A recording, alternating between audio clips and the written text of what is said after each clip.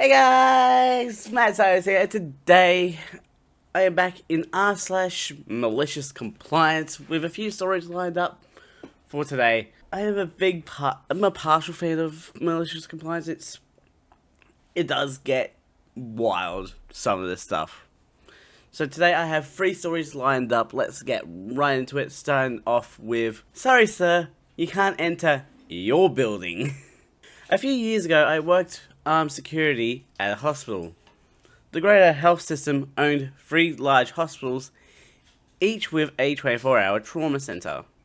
It had a couple smaller county hospitals and dozens of clinics scattered across 3 states. I worked at one of the bigger hospitals in a bad part of town. There were legitimate security threats on a daily basis here. One day, I was told to stand at the main entrance and keep staff out. Huh? Apparently, some middle management person wrote a new policy that staff members are to enter and exit the building through the west entrance only. The main entrance was to be used by patients and guests, and they didn't want employees clogging the main entrance because, God forbid, people see medical staff upon entering a hospital. My task was to stand at the door and tell nurses, doctors, cafeteria staff, facility janitors, etc. to use the west entrance. Anyone who refused had their name written down and would be reprimanded later. Now, I had other stuff to worry about, like EDPs fighting people in the ER, or people running onto the helipad and taking a selfie with the lifelike patient, or dudes on PCP yelling at the wheelchairs, or the old woman with dementia who wandered off and can't find a room. You know, actual security problems.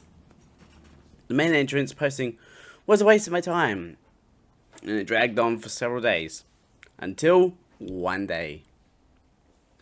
A man wearing a suit leading a gaggle of important people, all in business attire. The ringleader had an employee ID badge and was speaking enthusiastically to the group. They were heading straight for the main entrance. Sorry folks, gotta use the west entrance. What? Hospital policy. All employees must use the west entrance. We're going to use this entrance, as he points to the door. Okay, but I'll need to take your names down. Your supervisor will be informed. The ringleader stares at me like the biggest idiot alive and holds his ID badge in front of my face for an uncomfortably long time. I took his name down and every single member of his gaggle with painful slowness. I should add, they were all very polite despite my obvious lack of forks to give. Shortly after, security supervisor arrives. How's it going? Not bad. I have a dozen or so names. And I show him the list. Is that? He points to the ringleader's name. I don't know, his name said Chief Something Officer. He looked important. Chief Executive Officer! Yeah, I think that was it. The supervisor quickly walks away. It turns out the CEO of the health system was bringing a group of potential investors, the aforementioned gaggle, for a tour of the place. He was never informed of the main entrance policy change and was greatly embarrassed to be stopped at the entrance of his own hospital by some red cop. Suddenly, as if by magic, staff could use the main entrance again, and I could return to actual security work. TLDR, I tell staff couldn't use the main entrance, CEO of the company uses main entrance, CEO of staff, I write them up.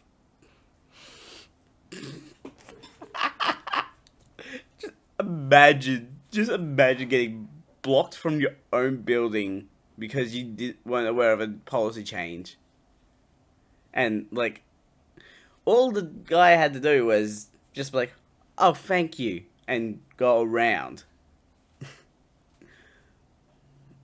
But again, he did not know about the policy, so not everyone's to blame here. You want me to delete my own account in front of you? Okay, then. A bit of background first. 15 years ago, I worked at a gas station as an opener. Because I was young and somewhat tech savvy, I was also the de facto IT for the three stores near me, and have been heavily involved in setting up a new point of sale system for their two most successful stores when they were swapped from one gas brand to another. The company had made me the super admin on all registers just for ease of transition. Remember this later. The owner's wife had been awful to me for the 2 years that I worked there. I got bumped to open up by her husband, and she hated having a man be an opener. Historically, every single opener was picked by her and was a woman.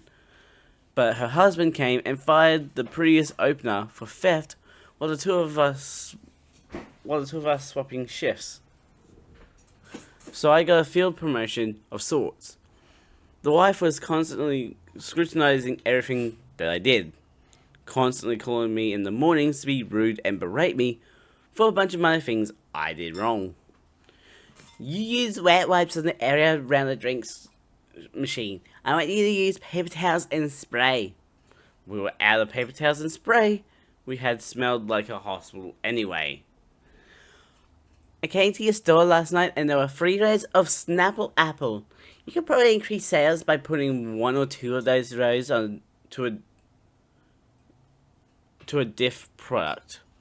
Even though the Snapple fridge was 100% handled by the vendor, we signed a contract that we couldn't change the layout of the product, etc., etc. Long story short, she was awful to me because I was a dude. I had set up their POS systems because I was somewhat tech savvy. I was made super admin on the new registers they had. I was desperately looking for work when I found a temp IT job, which led to my current career in IT. I got a new job offer and gave her husband 2 weeks notice, but never told her because I did my very best to avoid talking to her unless necessary. When she found out it was Tuesday of my last week, and she legitimately lost her mind, gave me a ton of stuff to do, and worked me to the bone until 2 PM on the last Friday I worked. Finally, the time to depart forever came, and she personally came with an office worker and stood by me and asked me to delete my account from the register. I knew I was a super admin, and I had been told if I ever left to convert the account. She had been told this, but had long forgotten it. So I said hell with it, and complied, and then went to the other store and did likewise while she watched. I go about my life, start my new job, and end up about 3 weeks in when I get a frantic voicemail and like 20 texts and calls from her. I called the office worker who had stood over my shoulder with her and got the scoop. She basically couldn't change any prices at all when new beer and soda prices started rolling out, and the new opener had just let it all pile up because she didn't know how to do it, and they was going to have someone come train her. They had a bunch of items 5 or 10% below the price they were supposed to be at. Margins on cases of beer are low, and this was nuking their profits. Once I thought it over, I texted her and said, "You asked me to do this. It's on video, and we have 3 witnesses. The person she had me training, the person I swapped with, and the office worker who had quit in the 2 weeks' notice." Click. I didn't hang up, I was just being funny, lol. I found out later that they ended up spending $6,000 to get the company back out to fix the issue. The boss's wife legit had a Facebook page at one point with people planning to short on her grave when she died one day. Edit for clarity, she's still alive.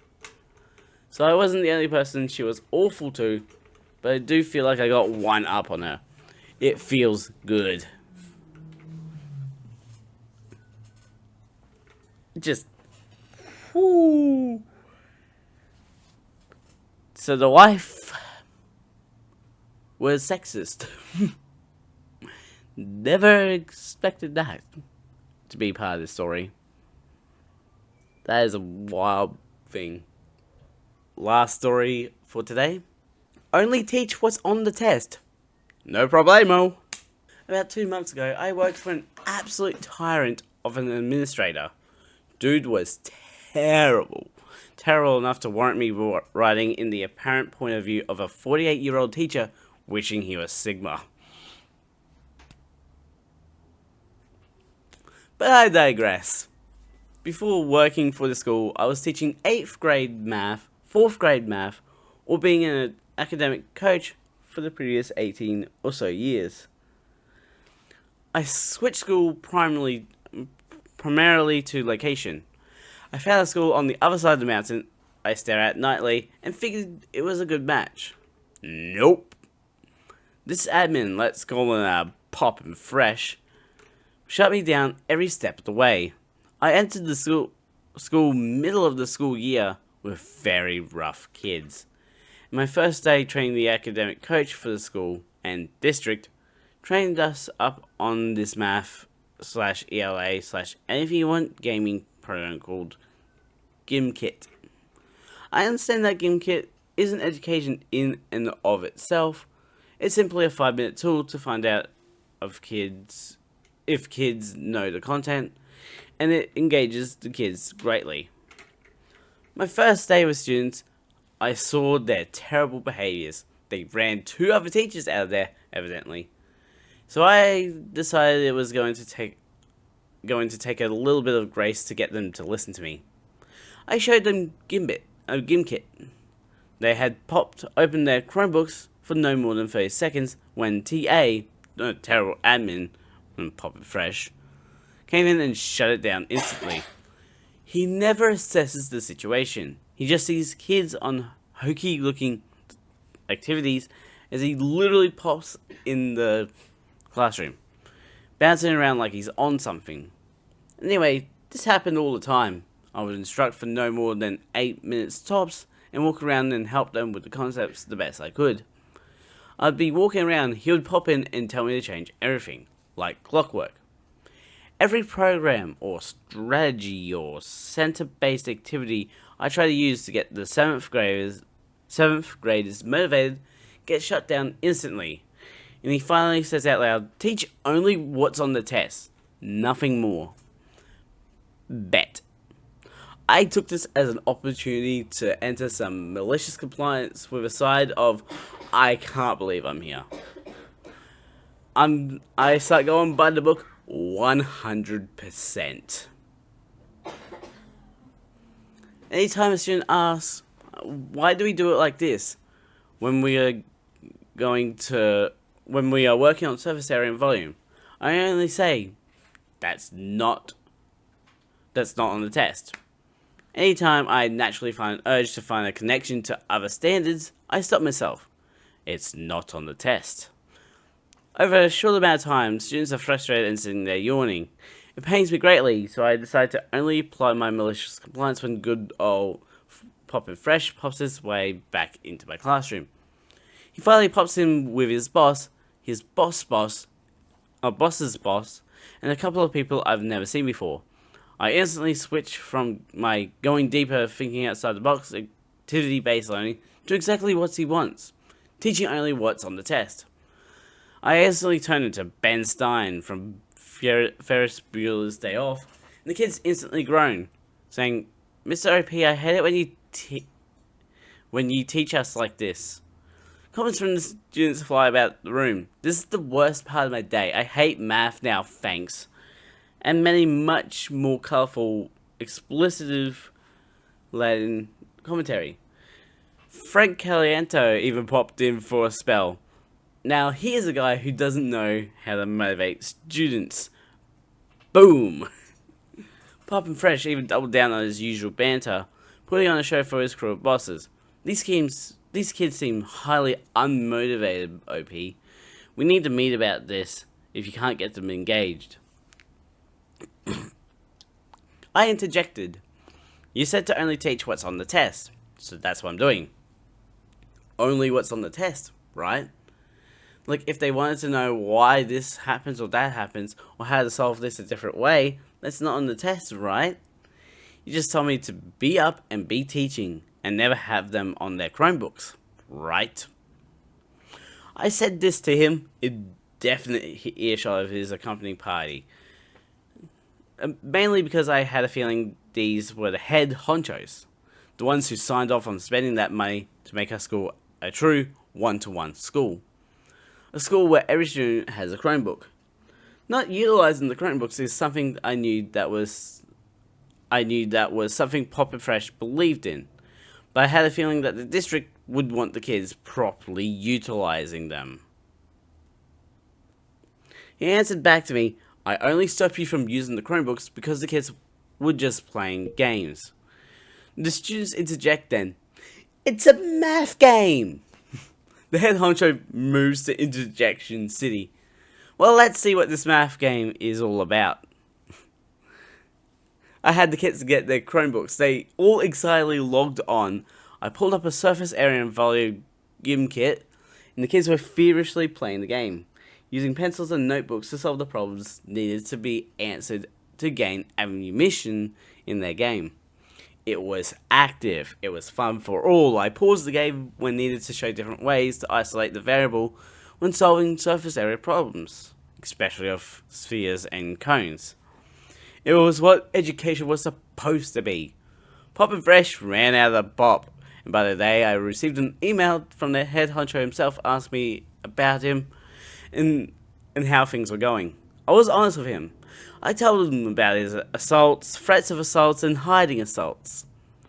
All things that I'm sure would be an interesting part of his tale, but they aren't related to the MC inherent here.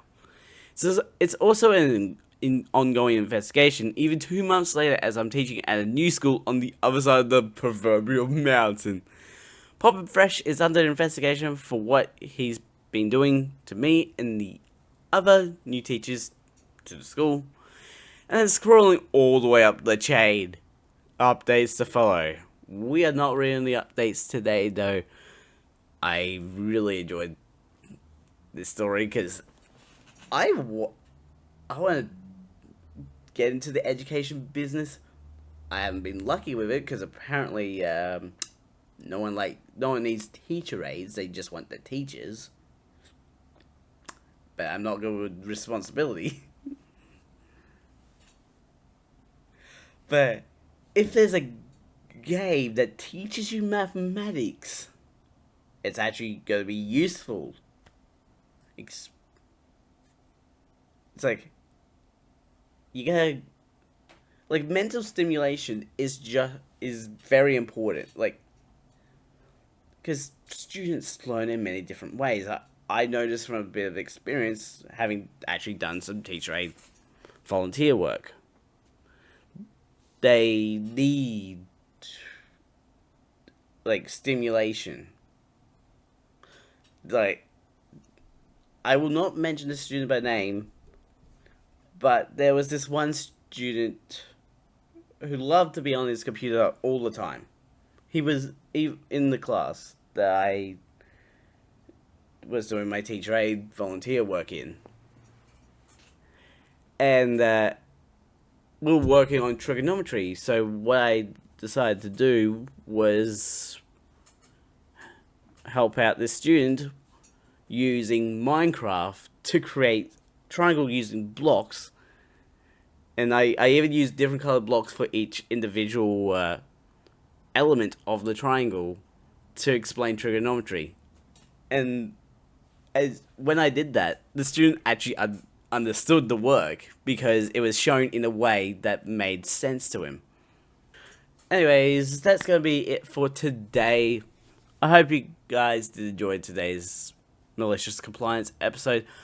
I love these episodes. It can get absolutely ridiculous in the best of ways.